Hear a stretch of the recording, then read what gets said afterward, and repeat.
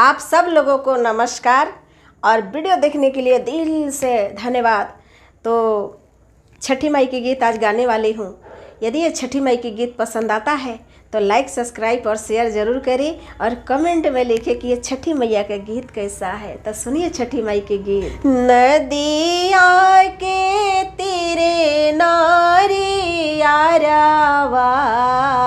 नारियर फरे लाया कास नारियर फरे लाया कास ओही बाटे उगी ले सूरज देव नारियर गैले कुमिलाय नारियर गैले कुमिलाय ओही बाटे उगिले आदित मल नारियर गैले कुमिलाय नारियर गैले कुमिलाय नदिया के तीरे तीरे फुलावा फुलावा भैले काचनार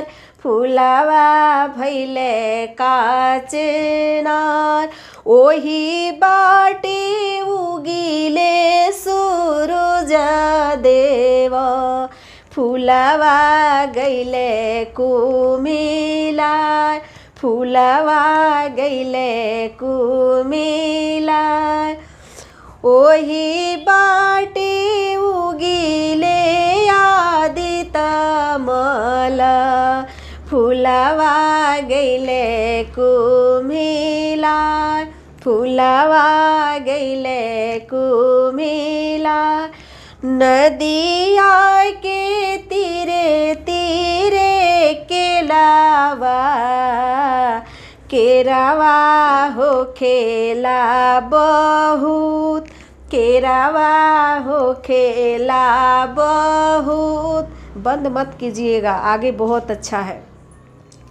ओही बाटे उगिले सूरज देव केलावा गैले कुमिलाय केलावा गैले कुमिलाय तानी ना ससुर जी चदरिया नारियर लेहू ना बचाय नारियर लेहू ना बचाय तानी ना भसुर जी चदरिया फुलावा लेहू ना बचाय फुलावा लेहू ना बचाय तानी ना देवर जी चदरिया